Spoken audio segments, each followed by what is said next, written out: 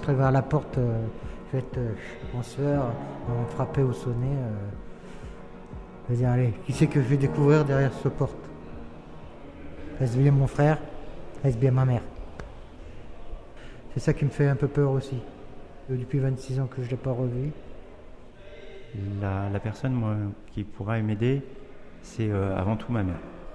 ZEP, le podcast. Moi j'ai connu, j'ai broyé du noir quand je suis rentré en détention. Ces barreaux, ces grilles, ces portes, enfermé dans une petite cellule avec un lit. Et là, j'ai eu tout de suite déprimé. J'avais des envies de suicide, j'étais pas bien. J'ai perdu mes enfants, parce que j'ai quatre enfants. J'ai un petit-fils. Ma grande fille, elle avait coupé depuis 6 ou 7 temps les ponts avec moi, depuis qu'elle avait accouché. Je ne sais pas pourquoi, parce qu'elle avait peut-être peur que je l'engueule, vu que j'étais son père. J'ai eu plus personne. À part ma soeur et ma mère, j'avais plus personne. Pour préparer une sortie, il faut avoir effectivement des personnes qui puissent nous aider à l'intérieur comme à l'extérieur. Du coup, ce qui fait peur aussi, c'est que ça se sache que j'ai fait de la prison. Dans la famille, voilà, ça se sait déjà que je suis emprisonné. Après, le motif pour lequel je suis emprisonné n'est pas forcément connu.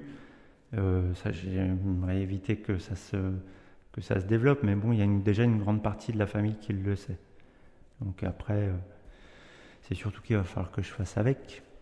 Et c'est moi qui ai écrit le premier. J'ai écrit au premier à ma sœur. J'étais dans le désespoir et tout.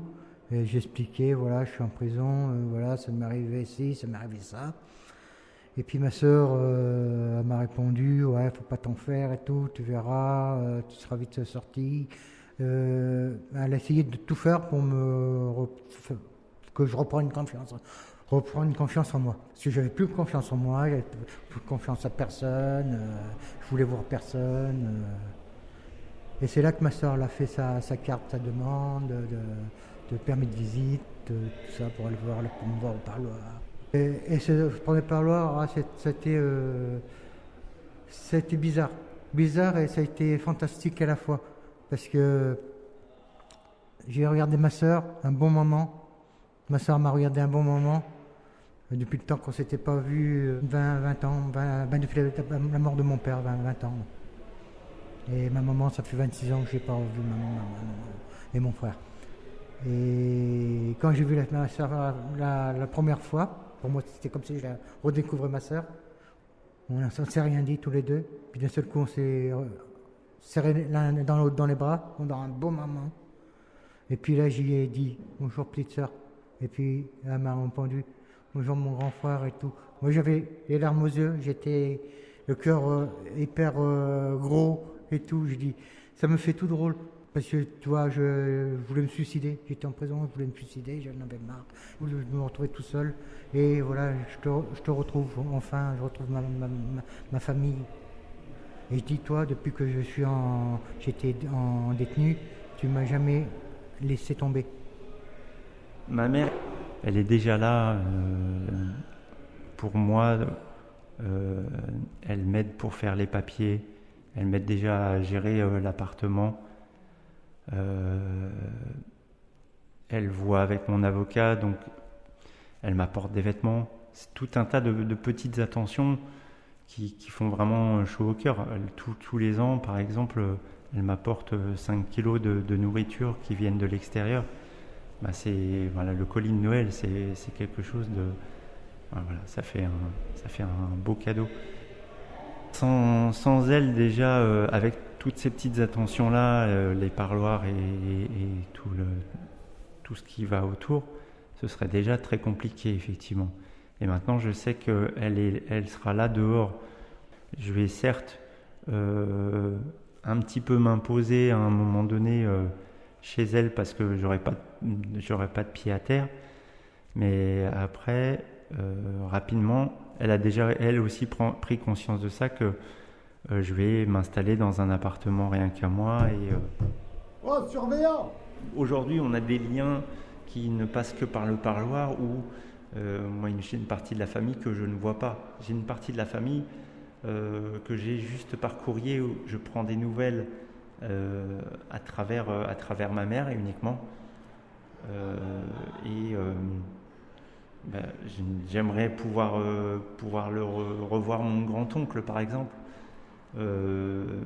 et tantes et cousins dont j'ai plus trop de nouvelles, mais j'ai quand même une inquiétude par rapport à certains de mes proches.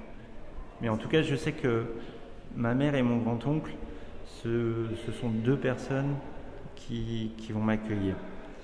Ma tante, j'ai un petit peu plus peur, mais bon, voilà, faut que je fasse avec. Quand on est à l'extérieur et qu'on n'a pas envie de connaître un tôlard, on n'a pas envie de parler à quelqu'un qui est détenu, ou ancien prisonnier, c'est franchement un message à connotation négative, quoi. L'enjeu de la sortie, ça sera plutôt plus l'hébergement.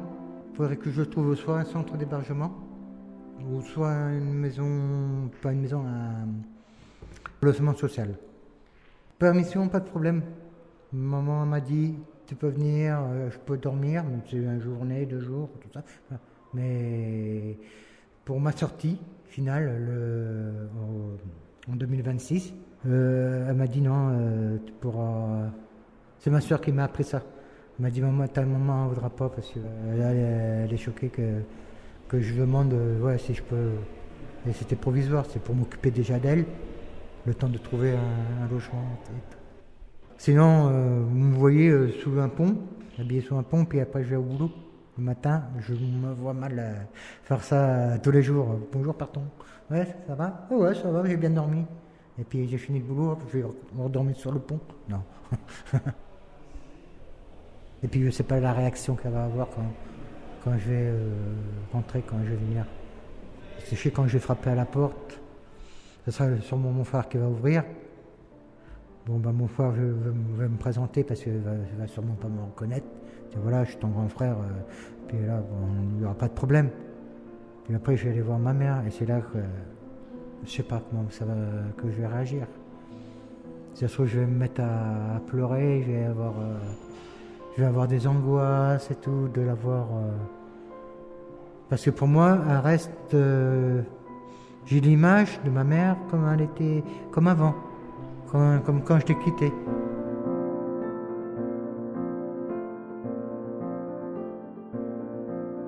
Zep.media